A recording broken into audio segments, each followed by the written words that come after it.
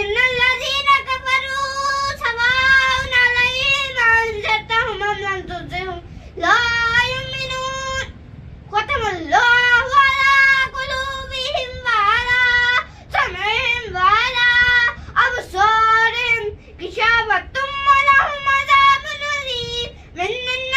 ومن الناس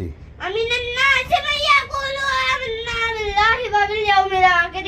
وما من مؤمن يخادعون الله والذين آمنوا وما يخدعون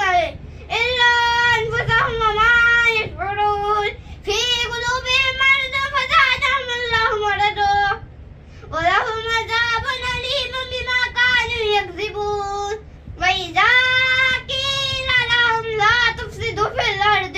قالوا إنما نحن مصلحون ألا إنهم هم المفسدون ولكن لا يشعرون وإذا قيل لهم آمنوا كما آمن الناس قالوا أنؤمن كما آمن السفهاء ألا إنهم هم السفهاء ولكن لا يعلمون وإذا لقوا الذين آمنوا قالوا قالوا آمنا وإذا وإذا خلوا إلى